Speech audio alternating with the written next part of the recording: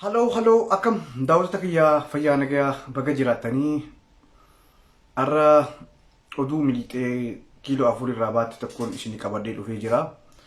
Abiyyi Ahmad maalii fi gaddan ibsinee warri jettanii boochan deebiin isinii qabaa. Dubbiin tuni dubbii jabduudha. Kaleessa yeroo uummanni Yamanii akkasitti harkan keessa du'ee information kun isa gee eessa dhaqee Abiyyi Ahmad eessa dhaqee namni kan hubachuu qaba. Ani oduu uummadheetii miti kan hin dhufu waan qabatamaa qabadheetiin dhufa. Halkan keessa akka namni dilli kun Oromoon dilli kun dhumte quba qaba. Ganama garuu sila yeroo barreessuu qabutti sila yeroo oduu gadda isaa ibsu qabutti eessa dhaqee kana footoo isaatii fi viidiyoo isaatii fi information isaa guutuu irraa hubachuu ni dandeessanii share godhaa dhiyaadhaa. Waan nama gaddisiisaa hedduu nama gaddisiisa. Ani isiniin ajaa'iba warra Abiyyiin maalii fi Oromoo dhumteef sarara lama hin barreessine warri jettan hedduun ajaa'ibaa jirtan, hedduu ajaa'iba qabdan. እና ወሊን ላላ በሬፈማ ኢሳ ዋንኒ በሬሴ ወሊን ላሌ ገመቹ ኢኒ ፖስት ጎዴ ኦሮሞ ዲበጃ ሀፊሻንተም ስሬስ ፕሊዝ ኢሲን ሁንዲ ስሬሳ ነማ ዲበጃ ሀፊ ወንታ ዱኤ shantamii du'e isin 450 warra guyyaa duraa sanuma barreessaa jirtanii. Inni garuu ganama isaa jechuun sila za'aa san dura yoo ta'e eegaa bariite booda guyyaa san eessa jira inni maal barreessaa ture kana quba qabaadhaa itti dhiyaadhaa. Sirba kana baay'ee nama gaddisiisa sirbeen kun. Dafi share godha.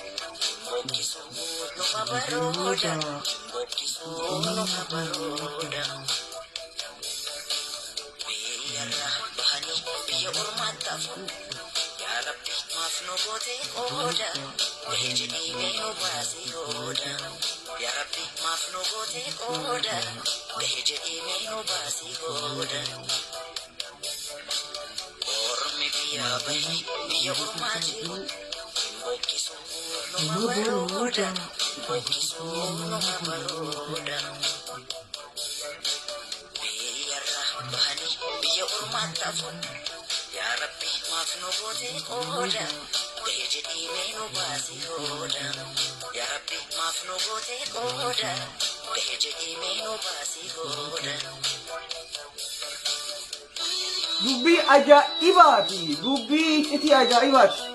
Oromoon Abiyyi irraa murachuu qabdan. Namni har'a oduu xiyyeetan irratti Abiyyi irraa hin muratin.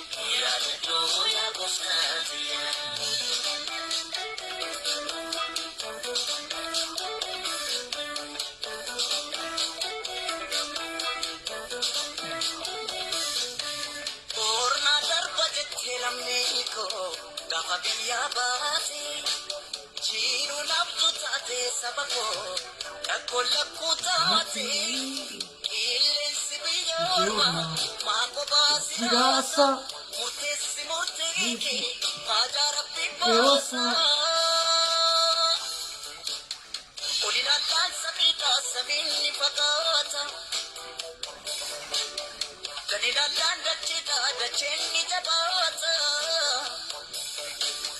dachee biyya ormaa isheen dhiyoo jirtu gara jabeettidha mala namaan himtu namni biyya bahee maal Qananii qaba. biyya isaa yaadatee yaadaan qalbii qaba.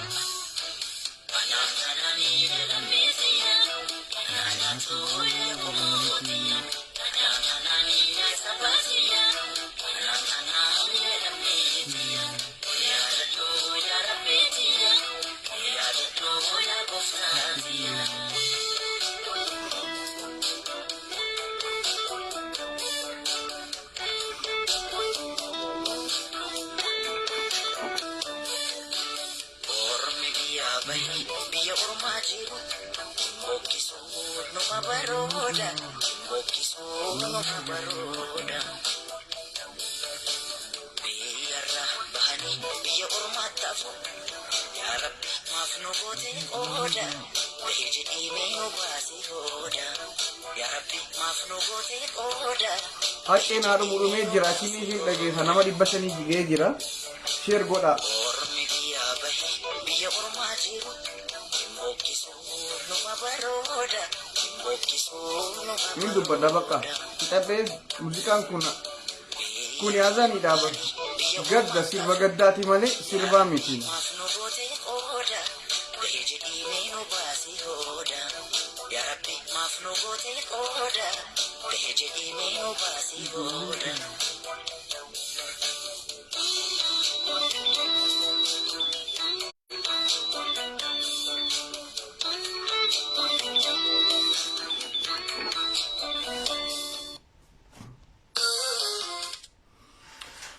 Okay, baga nagayaan dhuftanii hundi keessanii oduu miliixee baatee masaraa mootummaa keessaa oduu qabatamaa yeroo ummanni Yamanitti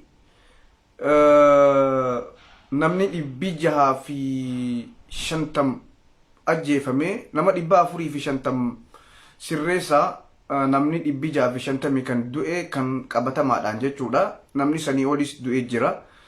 Abiyyi bira dubbiin tuni dheeyte. Abiyyiin yeroo sanitti gammachuu hanqan gamne tokko gammade. Ummanni warri soddaatillee dubbii tana baay'ee irraa wanta ji'e.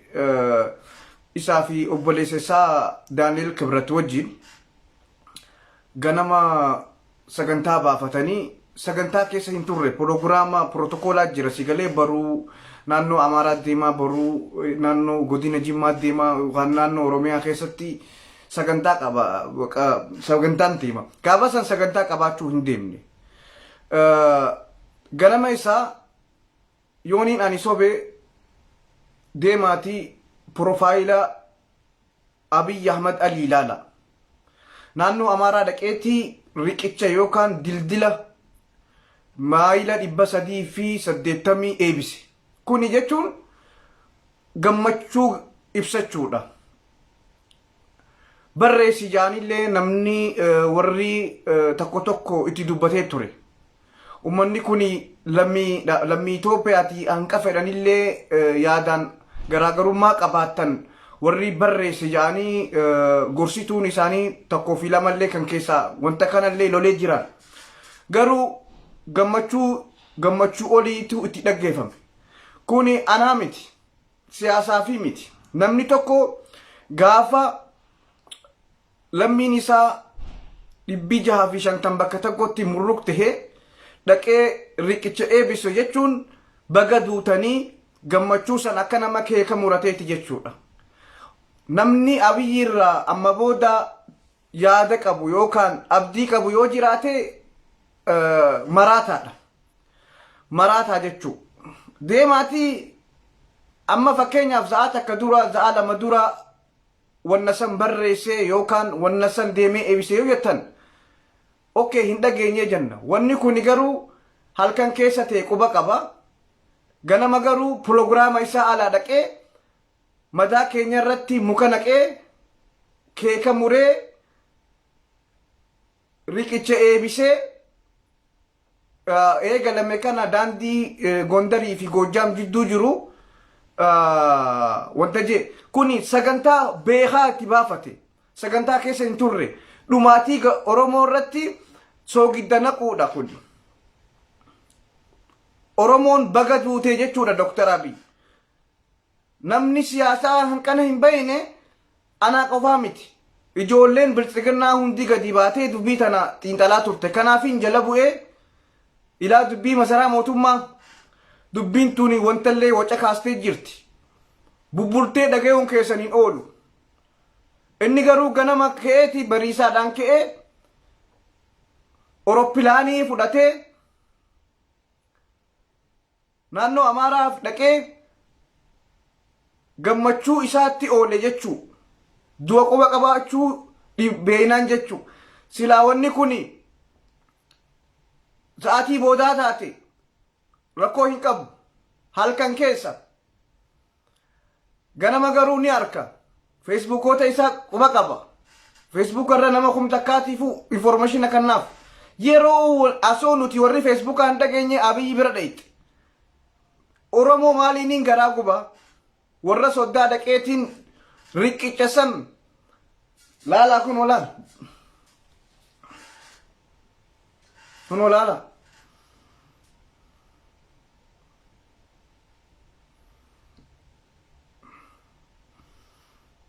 namni kanaan amanne yoo jiraate gawwaadha ijoolleen biltsiginnaa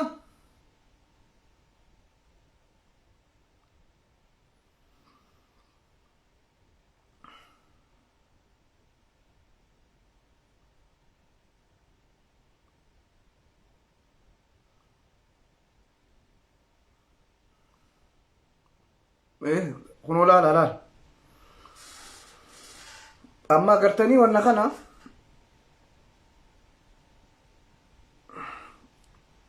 wanta kana agartanii jirtanii barreeffama kana dubbisa yeroo silaa sa'aatii gaddatti ibsatu wanna kana poosti godhe yeroo Yamanitti Oromoon 650 ajjeefamte inni poosti godhe bashannana jira maali dubbifimni isaa ጎጃምና ጎንደር ጃ ሰኑ ቤኻት ይበር ጎጃምና ጎንደር የሚያገናኘው 360 ማይል ድልድይ ስራ በይፋ ጀምረናል ጄቲ የሮ ሲላገደ ኢብሰቱቲ መዳ ኬኛረቲ ሶግደነ ቁዳፍ ፖስት ጎደ ጀቹ ሴናዳፍ ስክሪንሾት ጎዳ ካየዳ በሬፈምኒ ኩኒ ሪቂቻ yookaan dildila Gojaamii fi Gondar wal qunnamsiisu maayilas 380 san Orooppilaanii fudhatee asoo namni keenya as gubbarraa iyyuu booyu asoo dhiiga booyaa jiru kana poostiin itti godhe jechuudha. Namni kun hin galleef yoo jiraate quba qabaadha. Wanni kun illeen yeroo biraa haa ta'u jedhanii namni tokko tokko nama baay'ee dhumee baruu rakkoo sitti uumaa jennaan way gidjeeni gorsituu isaatiin waan Daaneel Kibret jee malee waan hin dhageenyeef ummanni isaa wajji jiru jechuudha. Gorsituun isaanillee tokko tokko guyyaa gaddaatiin dheeyxee riqicha leebisiniitiin sarara lamallee ta'u gadda kee ibsadhu jennaan ummanni achi jiru akka namatti hin lakkoone guyyaa markaneessa jechuudha.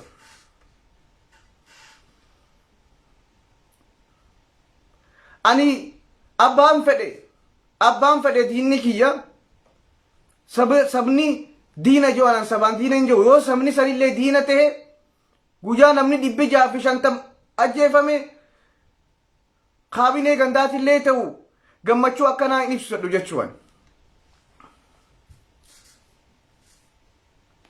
Dhugaan isinii hima.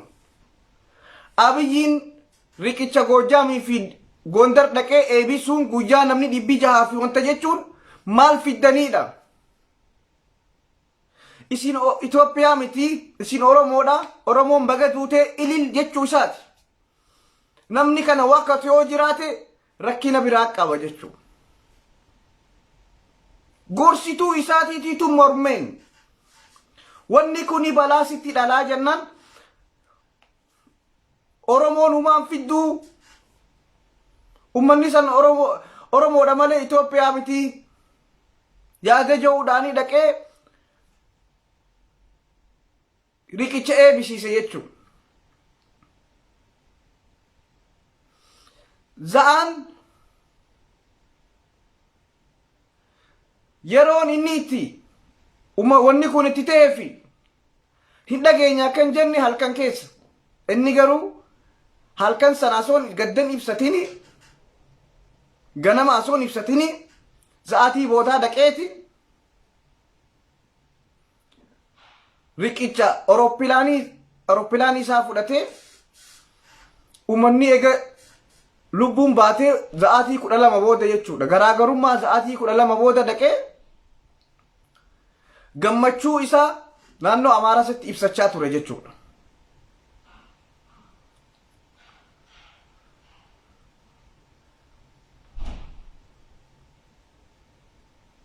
Kanaaf Abiy Ahmed jala seenaa Ali iskiriishuut godhaa seenaadhaaf qaayadha. Gaafa namni 650 murrukte namni kumaaf wayi mana yaalaatti seene inni riqicha naannoo Amaaraa dhaqeen dildila jechuudha. Gammachuu isaa ibsachaa oole jechuu Oromoon kana beekuu qabdi. Ali dubbii sobaa hin fidu. Dubbii dhugaati. Guyyaa kanaan dhewoo wanta dheexesee boru rakkina sitti uumaa jedhanii gorsituun isaanii. Gandummaan soddaa sanuuti rakkina sitti uumaa jedhaniin cinaan yaadni isaanii bakka lamatti bahe. Dubbii tana ganuu irratti dhagee kan alagaatu jechuu Daaneel Kibratiitu ka'iitii dhaqii deem ABC ummatatti soogidda mataa isaanii irratti naqii haa gubatanii maal fidanii deemiitii naannoo Amaaratti wanta riqicha ABC jeen jechuu seenaaf kaadhiyadha dubbii salphaa isiniif fakkaata. Lakki wanni kuni booda rakkoo isinitti uuma. Rakkoo sitti uuma. Asoo Oromoo namni jilli kun Itoophiyaan dhumtee guyyaan kun silaa guyyaa gaddaa ta'uu qaba. Guyyaan kuni guyyaa deemtee namatti ashooftuu miti ja'anii namni isa mormee jira. Sobaa miti waan lafa jiru kun Israa'el yeroo hundarratti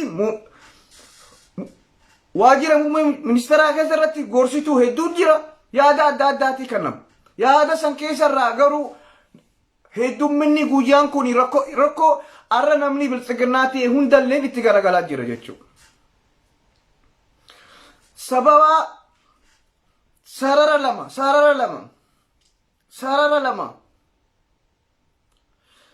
lama afaanuma ganda isaaniitiis afaanuma Itoophiyaa sanii waanuma fedhee haa ta'u namuma hanqa isaan jaansanumaa je'een barreessin takka lammada maa useetuman taa'in lama sadaffaa maaliif dhaqee naannoo Amaaratti gaafa gadda keenya dildila riqicha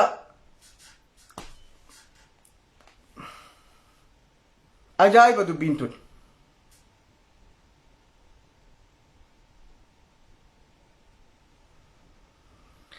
Warri ilaamaa 450 kafala wanta barreessaa jirtan bar namni lubbuun bahaa jirti namni madoo meeqaa jira nama 650 oli dhume bar qabeenu kaan dhiisuuga sirreessaa barreeffama keessa. Sakandii sanitti bar malee samboodaan kama Mustaffaatti lubbuun nama meeqaa tuubbe. Warri as jalaa 600 fi 500 jettan kuni sirreeffadha. ani nama ummata sanirra Abiyyi hojii isaatiin garaana gubeen dhugaan isiniin jaa warri abbichuu jettan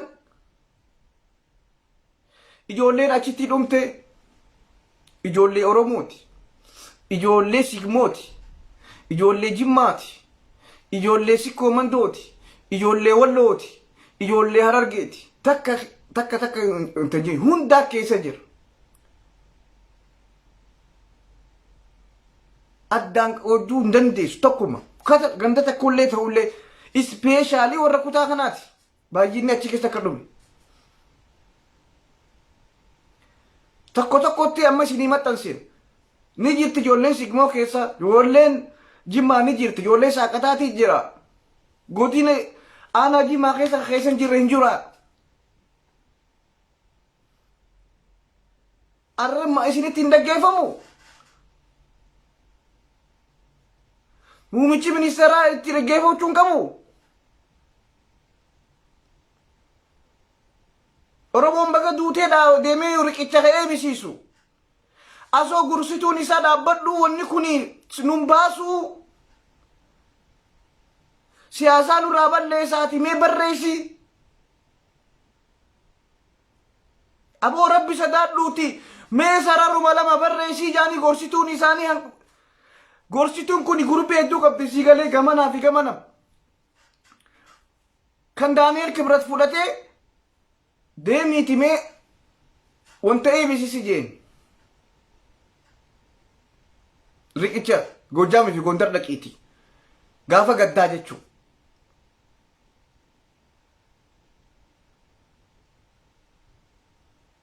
Waan nama ajaa'iba.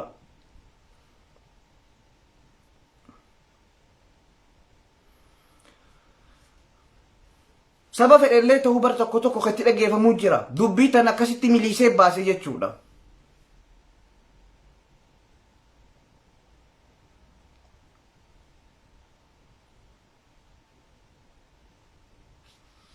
Asoo gursituun cinaan lakkii guyyaa akkanaa dheeyxee baruu seenaa itti si gaafata. Asoo ja'anii asoo kadhatanii gorsituun isaan cinaan xiyyaaraa fudhatee gaafa Oromoon 650 duute gammachuudhaanii eegalchiise keeka muree hunqaa facaasee wanta godhee jechuudha. Dhiisi asoo ja'anii jechuudha. Warrummaan soddaan sanuu cinaa adda bahee jechuudha.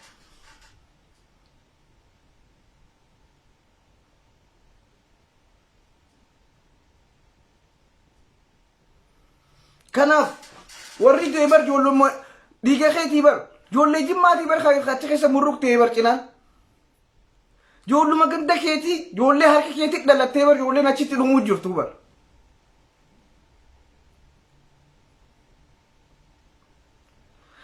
Yoo kabiraati illee sitti hin dhaggeeffamne namuma ganda keessa sanii illee sitti hin dhaggeeffamu waati. Yoo namummaa illee hin qabaanne. Sararuma lama dhiistee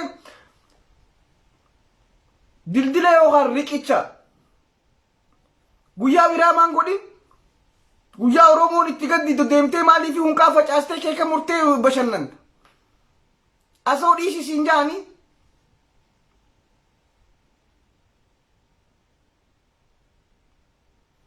ummanni Suudaanii fi ummanni Keeniyaa namni 650 yoo ta'e ollaa keenya jenneetii gadduu qabna silaa.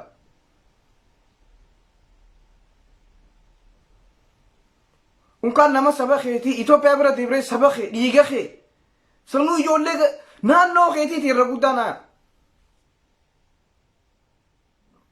Warra dalagannee jiraanna jiru.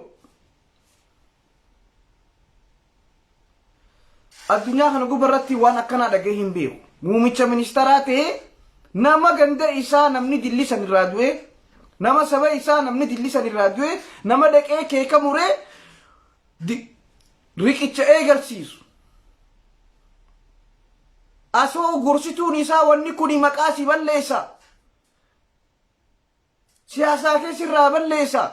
Guyyaa biratti jijjiiradhu jennaan kan proogiraama isaatii miti sanuu guyyaan san. kaleessaa miti silaa guyyaan inni dhaqee riqicha kana itti eegalsiisuu pirogiraamni isaa kabiraatti ture oromoo aarsuudhaaf maal fiddanii baga duutanii jechuudhaan ka'ee kan dhaqe achirratti dubbii milixee baatee nu geesse jechuudha.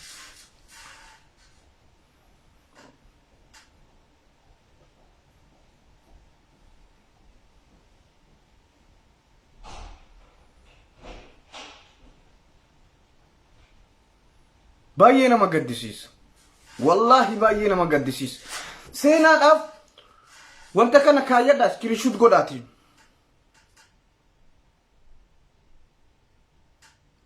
kuno afaan oromootiin isin dubbisa ji'a hagayyaa 2012 irraa eegalee hojii ijaarsa riqichaa namaa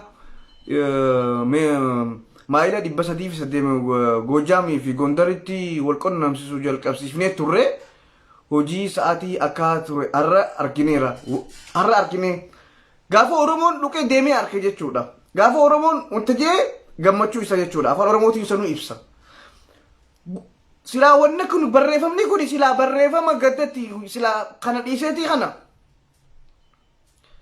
ji'a hagayya 2012 ka'ee galame arra dhaqee jechuudha maaliif ganda soddaa waan qeeqnuuf jechaa fi ganda soddaa waan qeeqnu maal fiddaniidha hundaa'uun gaafa gadda keessanii ganda soddaa dhaqeetiin ji'a hagayyaa 12 irraa eegalee hojii ijaarsa riqichaa maayila 380 Gojaamii fi Gondar wal qunnamsiisuu jalqabsiifnee turre hojii siyaasa akka jiru arra arkineera waggaa tokko booda wayita ijaarsa xumuramuu daandii ammayyaa fi filmaata ta'uu akka jira sanuu kalammadaati filmaata jechuun daandii lama akka wal dabarsuuf saniif ijaarsa san 2010 waggaa tokko dura kan eegalame ijaarsi isaa sadarkaa kamirra gahee jira saffisaadhaan fixaadhaa fi ganda soddaan kiyyaa haa gammadan jechuudhaaf guyyaa nuti gaddaa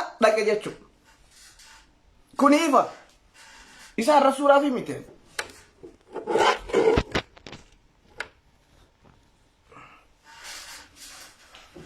Isa irra suufi miti. Waan lafa jiru waan dhugaa lafa jiruun isinii himu jira.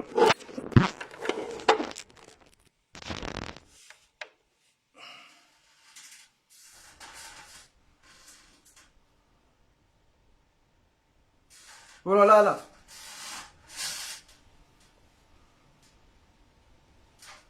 No, la. La.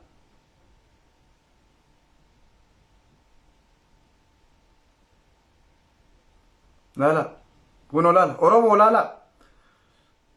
Gaafa Oromoon 650 dhumte inni dhaqeetii riqicha waggaa takka duraa sadarkaa irra jiru laalaa jira keeka muree kuno hunqaa facaasaa laala deema Abiyyi Ahmad jala seenaa laala deema Abiyyi Ahmad jala seenaa laala please Oromoo hundi keessan seenaadhaaf shut godhaa kaayyadhaa afaan Amaaraatiin dura barreesse lammata afaan Oromoo Ingiliisiin barreesse waggaa takka dura riqicha eegalchisee sadarkaa irra jiru dheenee jee gammachuu isaa ibsate gaafa Oromoon dhumu jechuudha. In agarre gaafa Mallas in agarre gaafa Haile Sillaasee akkanatti hin agarre gaafa Dargii akkana hin agarre deema laala deemnu malaali qoydaa boka gaariitiin isin ibsa kuno laala kuno laala kuno laala kuno laala kuno Oromoo quba qabaadha asoo gorsituun isaa dhiisi jaaniini Oromoon aarsa je'eeti Oromoon mee maal fiddi baga duutee gammachuu jawuudhaan riqicha dhaqee riqicha waggaa duraa sadarkaa irra jiru sanuu sadarkaa irra jiru daawwachaa oole jechuudha deemaa laala waan inni afaan Amaaraatiinis barreesse afaan Oromootiin barreesse nuti yeroo san Facebook gurraa fi alaa fi biyya keessaa namni booyaa jira haati ilmi kiyya naa gala jettee booyaa jirti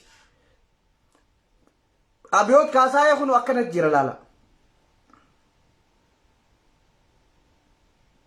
Deemiiti silaa inni ganama miti halkan san barreessu inni ganama garuu xiyyaaraa fudhateeti waare jechuu.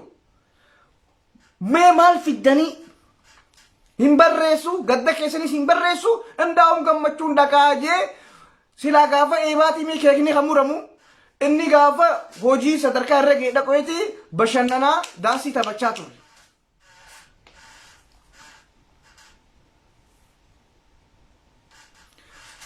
Kuni siyaasaa miti. Feetu biltsiginnaa ta'e, feetu KFO ta'e, feetu ABO ta'e. Dubbiin miliixee nu bira geesse deemaatii profaayisar dhaala maaliifi gaddan ibsinee jettan inni faallaa dhufeeti gammachuu isaa ibsate jechuudha. Deebisaa isinii kanne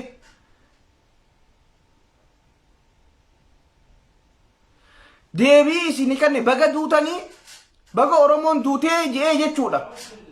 Wanni biraa hin jiru. Oromoon baga duutee nama miti namni namattuu nu lakkoo hin jechuudha. Inni waa'ee riqicha haasawaa ture. Kaleessa wanni barreessaa ture waa'ee riqicha naannoo Amaaraatii fi waa'ee keeka muruuti. Silaa usellee waa takka. Usuunuu waa takku. Garuu usuu bira dabreeti usuunuu yakka. Akka muummicha ministeraatti usuunuu waa takka. Usuunuu yakka silaa. Seenaa keessatti. Inni usuu bira dabreeti ganda soddaa dhaqee bashannanaa maal fiddanii jee jechuudha. Naa amana Abiy Ahmad Ali jala seenaa nama yuu screenshot godha riqicha inni sadarkaa irra ga'e gammachuutti oolee barreeffama inni itti oolee guyyaa gaddaatiin jechuu deemaa laala seenaaf kaayyadha. Uummanni gandi soddaatillee jechuu warri gandi soddaa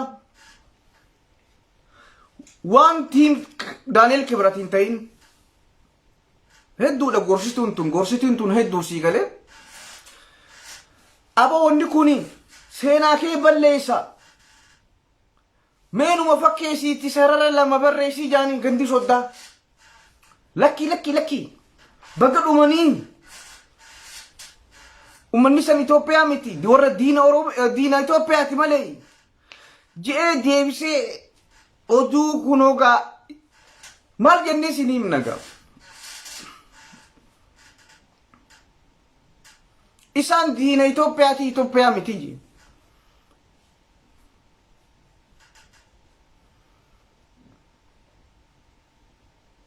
Fakkeessuullee hin beeku bara Abiy Ahmad. Zinnaash arra meemmee sarara lama katabii yoo jettee noonoo kun uummata bara Oromoodha. Tanneen Itoophiyaa miti bara warra Itoophiyaa jiisuu deemu warra jiru. Way lammiitu.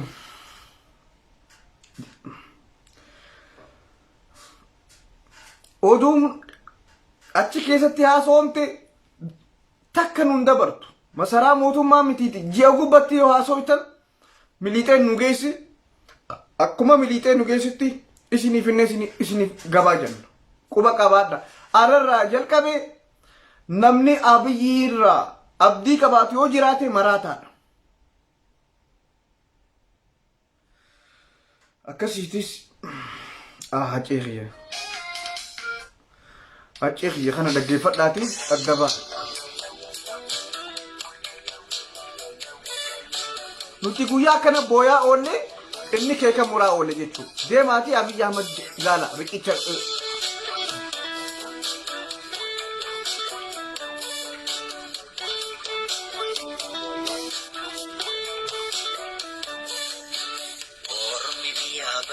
Biyya ormaa jiru bokkisuu numa barooda bokkisuu numa barooda biyyarraa bahanii biyya ormaatti hafu yaa Rabbi maaf nu gootee qooda bahee jedhii mee nu baasee qooda yaa Rabbi maaf nu gootee qooda bahee jedhii mee nu baasee qooda ormi biyya bahini biyya ormaa jiru bokkisuu numa barooda bokkisuu numa barooda biyyarra bahanii biyya ormaatti afu yaa rabbi maaf nu gootee qooda bahee jedhii mee nu baasii hooda yaa rabbi maaf nu gootee qooda bahee jedhii mee nu baasii hooda.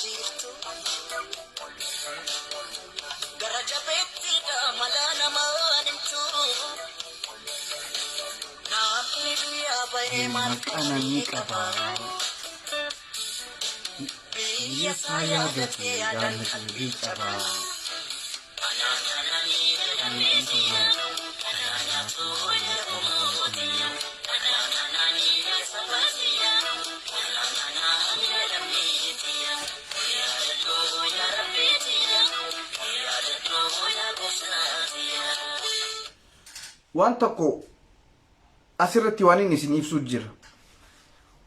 Amma duraan isin himi ijoolleen maqaa jimmaa baafattee maqaa jimmatti nagadduu jirta isiniin jee.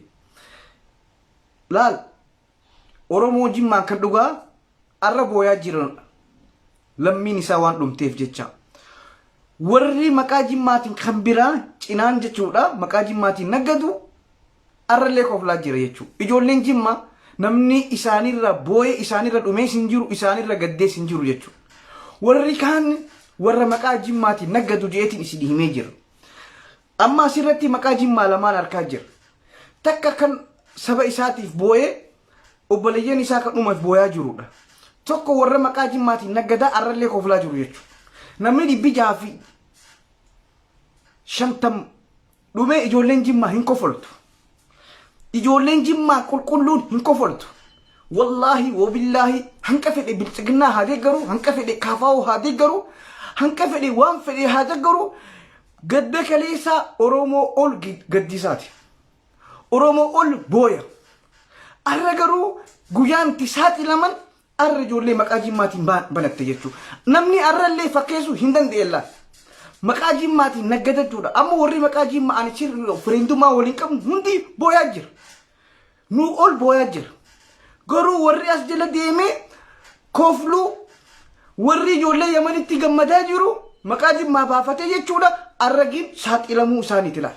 Ani waniin isiniin jiru naamanuu diddan. Arra ijoolleen jimmaa imimmaan harcaasaa hanqa dandeenitti booyaa jiran. Laayivii gubbaan raayis wanta raayis. Maqaa jimmaa warri komantii kana jimma hin je'inaa waniin isiniin jiru nafxanyaadha waniin isiniin jiru yeroo dhibba tokko quba qabaadha. Mee namni 650 bakka takkatti murruq irraa ta'ee jechuudha. Ibiddaan gubatee akkamitti as jala deemee kofla Oromoo miti jechuudha. Oromoo birallee dabree saba biraattillee osoo hin taane nafta nyaara namni kun. Dhugaan isiniin hanqa fedhe anaa hojiidhaan rakkoo yoo qabaate hanqa fedhe yoo Oromoon Jimmaa Oromoo naannoo biraa wajji rakkoo walitti qabaatte guyyaa akkanatti namni murruqiin addunyaan guutuun Soomaaleen Tigreen Affaar imimmaan akkana dhangalaasaa jirtutti komantii jala deemee maqaa Jimmaatiin wanta hin jiru. Garuu warri maqaa Jimmaatiin naggatanii jira ifirraa eega. Ifirraa eega. Dhugaan isiniin wallahi isiniin jaa. Ijoollee Jimmaa kan kaleessa yaadaadhaan na arrabsaa turte arra garuu naa ol gadda ibsachaa jirti. Warri ginu maqaa Jimmaa baafatee nama arrabsaa jiru Oromummaa miti namummaa nama hin qabne hattuu as jala deemtu. Innaa warri maqaa Jimmaatiin naggatu hunda arra saaxilamee jira jechuudha. Ijoolleen Jimmaa hundi warri kaleessa hamtuu jennu hunda warri abbichuun nabiyyiidha warri jedhu hunda gadi bahee boo'aa jira arra. Garri warri komantii jala deemee waa barreessu naftanyaa ta'insa isaa quba qabaadha. Ijoollee Jimmaatiif fakkaatanii kan nama arrabsaa jiru addaan nama qoodaa jiru saba biraati bilchiginnaadha warra maallaqni kafalame akkaawuntii banate kana quba qabaadha. Kana quba qabaadha. Ijoolleen Jimmaa lama laayifii seenee nama 650 kan irratti gammade yoo jiraate ana qaxaaba kijiba. Warri kaleessa wala abdishaa wallagaa kolkolleen akkasiisanillee wala shurrubbeen tamaamillee warra bililleen abbaa jifaarillee arra gadi baatee Oromoodhaaf dubbachaa jirti. Arra jechuudha ani soban beeku. Garuu warri as jala deeme maqaa saba biraatiin baafatee ilaal. Sigma marree namta jala lalamana ni dhufala amma as jalaa baane ni beekanii bara. Gizee ati itti nakkaate akka bulookiin goone affiiganii fe ani bulookiin uummanni beekuu qaba. Uummanni beekuu qaba. Dhugaan isin hin uummata Jimmaatti hin bu'ina. Uummanni Jimmaa sadarkaa bililleetii fi kolkolleen hundillee gadi baatee gaddam walaa Mubaarak Muzammaanilleen gabbaaniiti abiyyi qeeqaa jiran arrabsaa jiran hattuu jaa jiran arra gadda Oromoo dhaabbatanii jechuudha. Uummanni kuni warri as jala deemee gurubbiidhaan wanta ja'aa jiru Oromoo Jimmaatii miti yeroo isiniin joonan amantan. Warri maqaa Jimmaa aanaa saaqata, aanaa maannee, aanaa maarree, aanaa goommaa ምናምን የምናምን ልጅ የሲግማው ልጅ የማረ ልጅ ወርጀው ኢጆሌ ጅማቲ ሚት ኢጆሌ ጅማ ኦሮሞ ዲቢ ጃፍሸን ተምጎቴ አጀላን ኮፈልቱ አኒና ሞላል ሐቀራ አስዴቡ ሚት ዱጋኒ ሲኒሂማ ኦሮሞን ጅማ ዶሆቴቲ ሌሚቲ ነመ ረቢ ሌቤኩ ነመ አመንታቲ ሌቀቡ ነመ ዱጋን ሲሂማ አብይ ጃለቹ ዋንኮባ ጅቡ ዋንኮባ ነመ ዲበ ጃጊን ሰብኒሳ ኢራጄፈሜ Asjala deemee hin kokkoflu. Asjala deemee kokkofleeissay yes goosh hin jiru. Uummata ganda goosh gaash marreessan. Maqaa Jimmaa banatanii jira. Kanaaf Oromoo Jimmaatii fi Oromoo maqaa uummata adda baafadha. Warri asjala deemu afaanuu hin beeku. Afaan Oromootu sirriitti hin beeku. Waan haasoytu hin beeku. Garuu akkaawuntii maqaa Jimmaa hundi banate. Gandi goojjii banate, gandi gooddaree banatee jira. Quba qabaadha. Keessaafuu warri Jimma keessa jiraatus akkasumatti bananii gizaati waa haasooyte akka nama Jimma si arrabsu jiru fakkeessan. Arra garuu saaxilaman laala. Arra saaxilaman. Yeroo bililleen gadi baatee, yeroo Mubaarak Muzammaa gadi bahee, yeroo Abdishaa Wallaggaa shurrubbee tamaam gadi bahanii warri udaan abiyyi nyaachaa turan. Udaan isaatu ni nyaatanii bara. Udaan abiyyi yoo udaane bililleen faanni nyaatti. Uummanni sanillee gadi bahee abiyyi arrabsaa jira. Qeequu miti arrabsaa jira arra. Kanaaf warri maqaa Jimmaa laalakkatti ililililii as jalaa nama Oromoo yamanii dhufteef iyyaa jiru warra gandaa soddaa abiyyi sani quba qabaadha. Gammachuu isaanii karaa sigmoo maarree namni jedhanii ibsachaa jiran quba qabaadha. Innaa Oromoon Jimmaa gadi baatee abiyyiin amma booda walirraa murannee jira jan. Warri akka kolkolleen warri udaan isaa nyaachaa turelleen gadi baanii arra booda akka shurrubbee tamaamillee abiyyi arra booda harkaa keeffadhu jedhu jiraan kabiraa dhiisaati. Warri udaan isaa nyaatu. Kanaaf quba qabaadha sirba kana fixeetii addaan baana.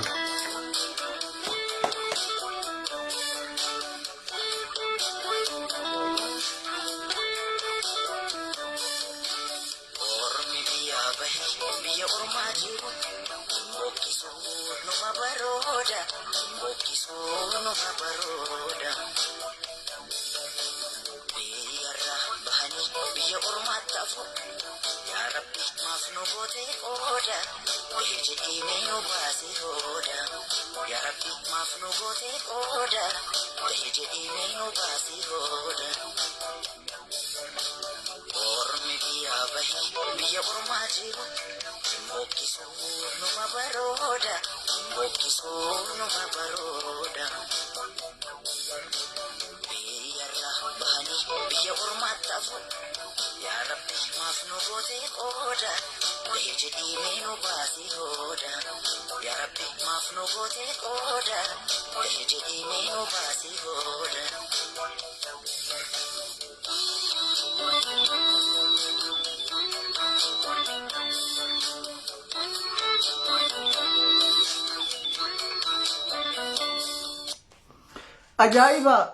Ajaa'iba eegaan dubbachuu eegalee fiiganii baallaan hundi isaanii jechuudhaan qulqullaawwan ni beekaniimi warri maqaa jimmaatiin naggatu maqaa sobaa baafatee maqaa jimmaatiin gandi himmeete bahani guutuuba guutuu jechuudha. Oromoo jimmaa tahee namni akka isaa gaddu ni jira jeeyyaatu. Maaliif hanqa fedhe Abiyyi jaallatullee nama 650 san dhiiga isaati.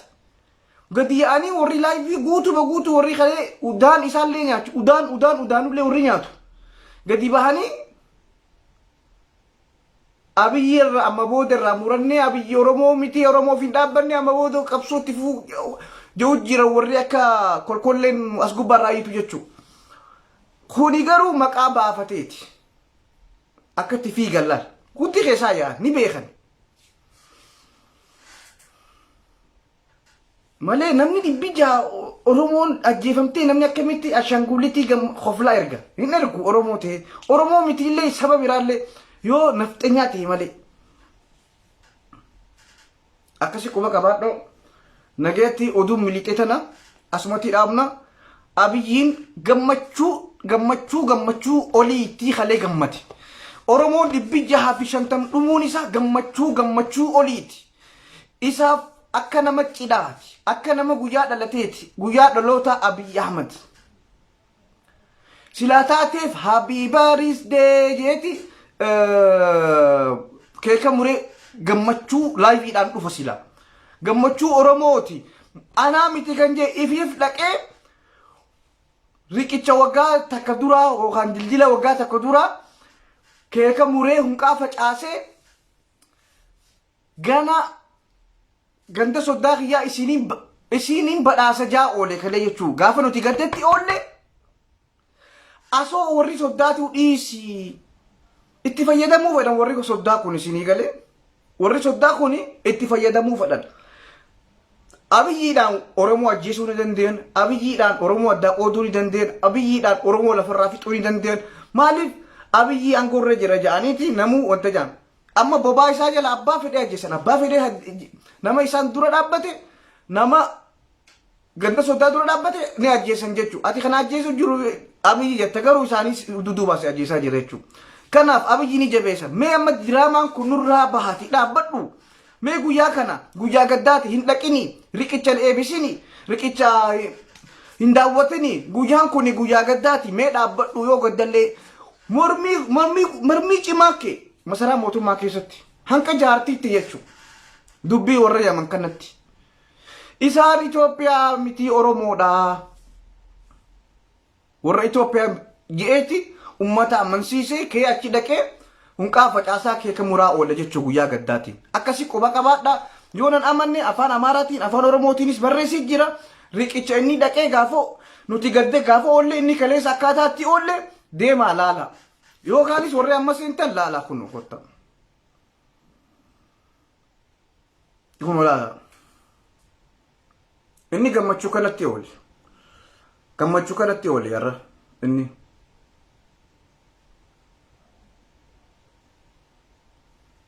gammachuu kaleessa nuti gadda oolle inni garuu keeka muraa wanta godhaa deema profaayisa laala waan waggaa takka duraati jechuudha quba qaadhaa nagayetti ciao